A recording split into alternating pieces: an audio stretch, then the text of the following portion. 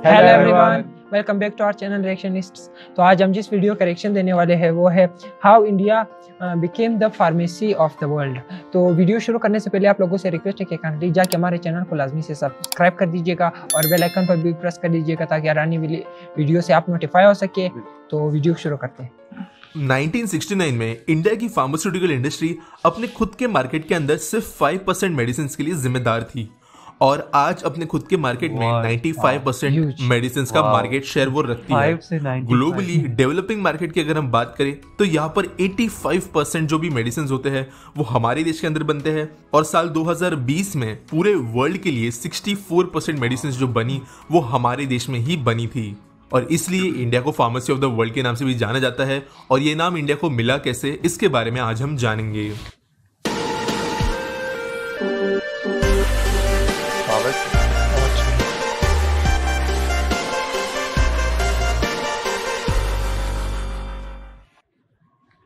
इस सवाल के जवाब को जानने के लिए हमें 20 साल पीछे जाना होगा। अभी फिलहाल इंडिया में मेडिसिन पर पेटेंट नहीं मिलते और कोई भी मोनोपोली किसी भी मेडिसिन मार्केट में नहीं दी जाती। इस समय पर अफ्रीका संकट में था। 22.5 मिलियन लोग HIV का शिकार हो चुके थे और ये एपिडेमिक बहुत ज्यादा तेजी से फैल रहा था और इसे रोकने के लिए कई सारी कोशिशें हो रही थी। लेकिन यहाँ पर अफ्रीका के सामने एक बहुत ही ज्यादा बड़ी समस्या थी। उस समय पर वेस्टर्न देशों के द्वारा कुछ HIV के मेडिसिन खोज लिए गए थे, लेकिन एक पेशेंट को 1 साल तक इन मेडिसिन का डोजेस कंप्लीट करने के लिए $10,000 की कीमत चुकानी पड़ती, जो आज के डेट में भी एक बहुत बड़ी अमाउंट है किसी भी डेवलपिंग देश के लिए। और अगर आप 20 साल पहले के हिसाब से सोचो तो ये ऑलमोस्ट सारे लोगों के लिए एक अनअचीवेबल अमाउंट थी अपने खुद के ट्रीटमेंट के लिए। इसके वजह से सब सहारन देशों में HIV बहुत ज्यादा तेजी से फैल रहा था, लोगों की इसके वजह से मौत हो रही थी और कोई भी सॉल्यूशन एफोर्डेबल तरीके से इसके लिए नहीं मिल पा रहा था। यहाँ पर हमारी इंडियन कंपनी सिप्ला ने एक चीज आइडेंटिफाई की। क्योंकि इंडिया में जेनेरिक ड्रग्स बनाने पर कोई भी पाबंदी नहीं थी तो बिना पेटेंट डिस्प्यूट के सिप्ला HIV के ड्रग्स माइनर ट्वीकिंग के साथ में भारत के अंदर प्रोड्यूस कर सकती थी।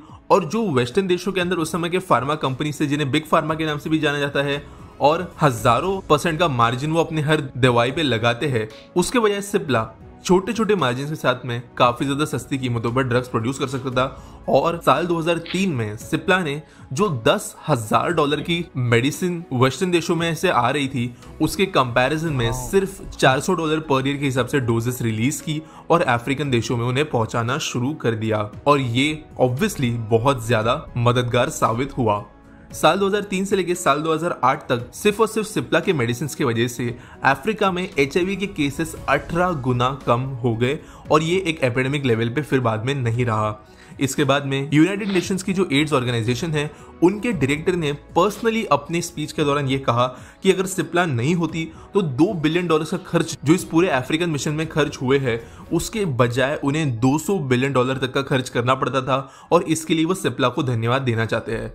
इन चीजों के बाद में इंडिया की फार्मा इंडस्ट्री पूरे वर्ल्ड के फोकस में धीरे धीरे आने लगी क्योंकि केमिकल कॉम्पोजिशन, क्वालिटी कंट्रोल और उन ड्रग के इफेक्ट में कोई भी चेंजेस नहीं थे जो इंडिया में बनते थे और किसी और देश में।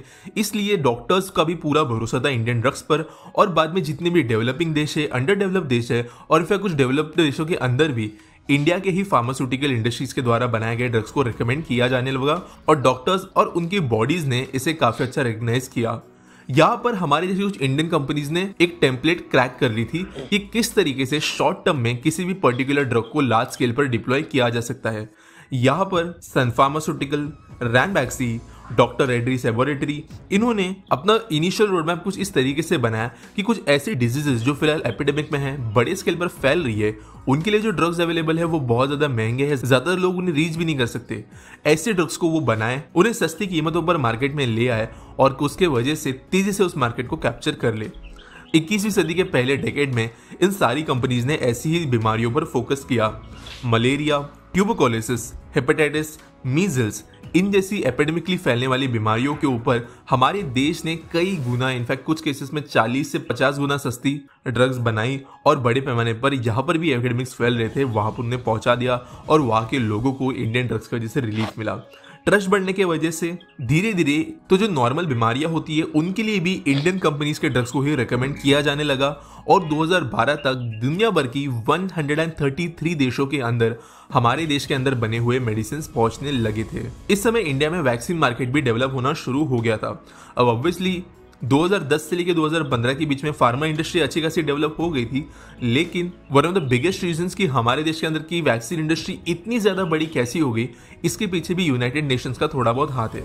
दोस्तों, आप में से कई लोग जानते होंगे कि यूनाइटेड नेशंस की जो हेल्पिंग वाली एजेंसीज होती है, जो दुनिया भर के कई सारे अंडर डेवलप देशों के अंदर वैक्सीनेशन की काम करती है, उन्हें एक लिमिटेड बजट मिलता है और ऑब्वियसली उनका काम है कि उस बजट के अंदर ज्यादा से ज्यादा लोगों की वो मदद कर पाए।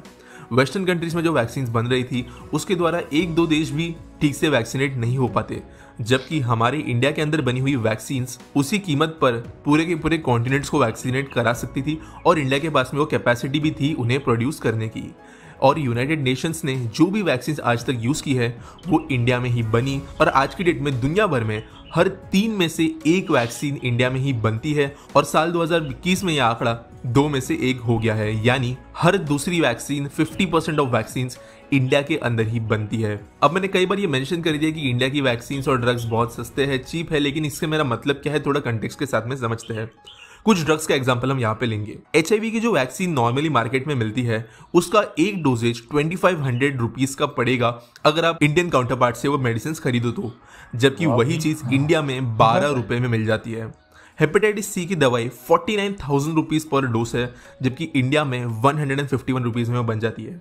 ब्लड कैंसर या ल्यूकेमिया के लिए जो मेडिसिन होते हैं वो हर डोज के लिए 8,860 रुपीज की कीमत पर इंटरनेशनल मार्केट्स में अवेलेबल है, जबकि इंडिया में सिर्फ 66 रुपीज में ये ड्रग्स बन जाते हैं। अस्थमा की बीमारियों के लिए जो गोलियां मिलती है वो इंटरनेशनल मार्केट में 300 रुपीज पर डोज है, जबकि इंडिया में ये 4 रुपए तक नीचे आ जाती है। ट्यूबरकुलोसिस के लिए भी 9,233 रुपीज पर डोज की जो दवाइयां है वो इंडियन फार्मास्यूटिकल इंडस्ट्री 30 रुपए में बना देती है, जबकि किडनी और लिवर कैंसर जैसी बीमारियों के लिए जब इंटरनेशनल मार्केट में लोग 11,595 रुपीज चुकाते हैं, वही इंडिया में ये काम 111 रुपए में हो जाता है। और इसलिए दुनिया भर में जो ह्यूमैनिटेरियन ऑर्गेनाइजेशंस है, NGOs है, यूनाइटेड नेशंस की बॉडीज है, जो भी इंसानियत की भलाई के लिए काम करने वाले ट्रस्ट है, वो इंडिया की फार्मास्यूटिकल इंडस्ट्री को बहुत ज्यादा सपोर्ट करते हैं सारे के सारे इंटरनेशनल ऑर्गेनाइजेशंस के अंदर। Recently Israel, Japan, US, EU इन कंट्रीज के अंदर की कुछ बड़ी फार्मास्यूटिकल कंपनी, जैसे मैंने कहा जिन्हें बिग फार्मा के नाम से जाना जाता है, इन्होंने इंडिया के फार्मास्यूटिकल इंडस्ट्री के अंदर जो भी रूल्स हमारे गवर्नमेंट के द्वारा अप्लाई होते हैं उन्हें चेंज कराने की कोशिश की ताकि मार्केट के अंदर हम और ज्यादा ग्रो ना हो पाए। बेसिकली ये देश अभी कोशिश ये कर रहे हैं कि इंडिया के अंदर जो लॉज बनाए गए हैं patent related, specially generic drugs के बारे में, उन्हें वो चेंज कर पाए ताकि इंडिया का मार्केट शेयर कम हो और अपनी महंगी दवाइयां ये बाकी कंट्रीज दूसरे देशों में भेज पाए। इसके लिए कुछ बड़ी बड़ी कंपनीज ने लॉबिंग करने की भी कोशिश की है। आप में से जो लोग नहीं जानते कि लॉबिंग क्या होती है, तो जब प्राइवेट कंपनीज पॉलिटिकल पार्टीज को लुभाने के लिए पैसों का इस्तेमाल करती है ताकि रूल्स और लॉज उनके हिसाब से चेंज किए जाए, तो उसे लॉबिंग कहा जाता है। कुछ देशों के अंदर ये लीगल भी होता है, US और यूरोप के देश भी इसके अंदर शामिल है। और ऐसी लॉबिंग करते हुए इंडिया की फार्मा इंडस्ट्री को पीछे ढकलने की कोशिश की जा रही है आज की डेट में। लेकिन फॉर्चुनेटली कई सारे बड़े बड़े ऑर्गेनाइजेशंस इंडिया के पीछे है।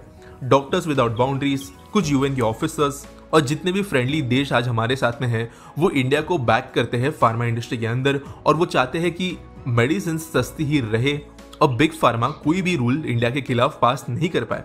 इसके बावजूद इंडियन गवर्नमेंट में आज थोड़ा प्रेशर है कि वो थोड़े बहुत रूल्स चेंज करे अपने पेटेंट से रिलेटेड, ताकि इंटरनेशनल मार्केट के अंदर उन पर कोई सैंक्शंस वगैरह ना लगे। लेकिन मोस्टली जो सपोर्ट आज इंडिया को मिल रहा है और स्पेशली 2021 में जो इंपॉर्टेंट रूल आज इंडिया का बन गया है पूरी दुनिया को हेल्दी रखने के लिए, उसके वजह से आने वाले कुछ सालों तक तो बिल्कुल भी किसी देश के द्वारा हमें प्रेशर आते हुए नहीं नजर आएगा, क्योंकि फिलहाल वही देश आज लाइन में खड़े हैं वैक्सीन लेने के लिए, दवाइयां लेने के लिए। इसके लिए रिसेंट में तो ये होना काफी ज्यादा मुश्किल है। आज इंडिया की फार्मास्यूटिकल इंडस्ट्री $50 बिलियन की वैल्यू रखती है और साल खत्म होने तक यानी 2021 दिसंबर तक ये अकेली इंडस्ट्री $70 बिलियन तक पहुंच जाएगी, ऐसा मार्केट एस्टिमेट लगाया गया है। पिछले ही साल कई सारी छोटी फार्मा इंडस्ट्रीज डबल या ट्रिपल भी बन गई है और इनके स्टॉक्स मल्टीबैगर बन चुके हैं। कुछ कुछ सेक्टर्स के अंदर, और इसलिए और ज़्यादा पोटेंशियल नज़र आ रहा है इंडियन फार्मा इंडस्ट्री के बड़े होने में, और इस तरह इंडिया बन गई फार्मेसी ऑफ द वर्ल्ड। तो दोस्तों ये रही आज की वीडियो। मोस्टली ये मेरी लास्ट वीडियो रहेगी मार्च के पहले। जैसा कल रात की इन्फो न्यूज़ में मैंने अनाउंस किया है, मैं कुछ दिनों के लिए नहीं रहने वाला हूँ, तो मॉर्निंग वीडियोस अभी आपको मार्च तक देखने नहीं मिलेगी। बाकी ये वीडियो आपको पसंद आया होगा तो लाइक करना, शेयर करना।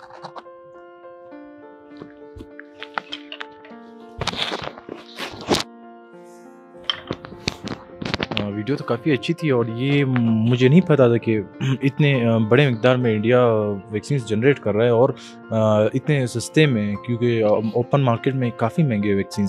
और दूसरी बात ये है कि जो फार्मास्यूटिकल कंपनीज है वो 50 बिलियन, मैं कहता हूँ काफ़ी बड़ी रकम है, और ये इतना पैसा मेडिसिन में लगा रहा है, तो जाहिर सी बात ये फार्मेसी ऑफ द वर्ल्ड ही कहला सकती है।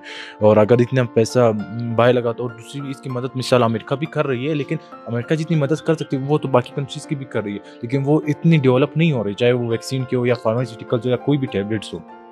तो ये इंडिया का अपना ही वो कोई, मैं कहता हूँ इनका अपना ही टैलेंट है, जो इन्होंने जो इनको इतना कामयाबी पे पहुंचा, फार्मेसी ऑफ द वर्ल्ड कहला रही है, तो कोई मजाक की बात नहीं है। और टैबलेट्स तो बनाना कोई मिसाल हर कंट्रीज मिसाल बना सकती है, इतना वो कर सकती है, लेकिन दूसरी बात ये कि उसे मिसाल के तौर पर सस्ते बनाना वो बहुत इंपॉर्टेंट बात है। तो ओवरऑल मुझे वीडियो काफ़ी अच्छी लगी। बिल्कुल यार, ये तो बहुत मतलब नेक काम है अगर आप मतलब आपके मुल्क में इस तरह फार्मास्यूटिकल इंडस्ट्री मतलब इस तरह हो, क्योंकि इससे सिर्फ आपके मुल्क के बंदों को मतलब सिटीजन्स को फ़ायदा नहीं होता, बिल्कुल आप बाहर भी एक्सपोर्ट करते हो सस्ती, जिस तरह मतलब मेंशन किया था वीडियो में कि HIV के लिए मतलब अफ्रीकन कंट्रीज़ में वो, क्योंकि हमें पता है कि वो गरीब मतलब लोग वो इतना ज़्यादा डेवलप नहीं है, तो उधर सस्ते मेडिसिन प्रोवाइड कर रहे थे, तो ये एक भले का काम है। तो इस चीज़ को मुझे देखकर बहुत मतलब अच्छा लगा इस बारे में।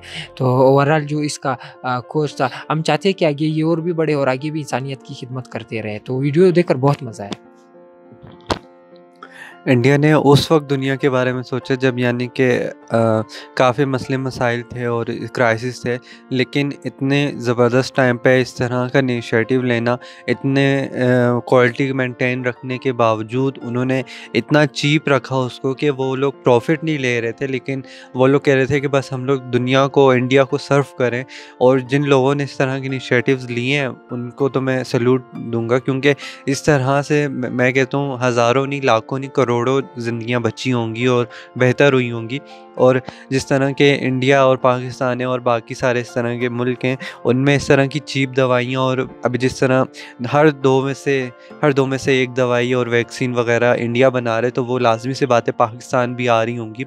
और मैंने इस तरह की और भी बातें सुनी थी कि इंडिया ने शुगर के बारे में भी बड़ा अच्छा मेडिसिन बनाई है, जिससे शुगर भी कंट्रोल हो जाती है। हालांकि हमें पता है कि ये उस तरह की बीमारियां हैं जो कंट्रोल करना नामुमकिन है, जिनको कभी ज़िंदगी में ख़त्म नहीं किया जा सकता, जैसे ब्लड प्रेशर और शुगर है, लेकिन इंडिया उस पर भी काम कर रही है। तो ये बहुत ही अच्छी बात है और बहुत ही अच्छा इनिशिएटिव है।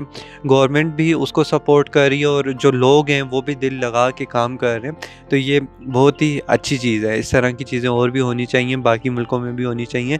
अगर इंडिया कर सकते तो कोई और भी कर सकता है, और इंडिया इतना अच्छे से कर रहा है कि कोई और यानी कि उसके लेवल पे आ ही नहीं सकता। इंडिया बहुत ज़बरदस्त जा रहा है। तो उम्मीद करता हूँ हमारी आज की वीडियो आपको पसंद आई होगी, हमें भी बहुत अच्छी लगी आज की वीडियो। तो हमारे वीडियो को लाइक करें, शेयर करें, सब्सक्राइब करें हमारे चैनल को, और इसी तरह हमारी वीडियोस को देखते रहें। Thank you so much for watching. अल्लाह हाफिज़।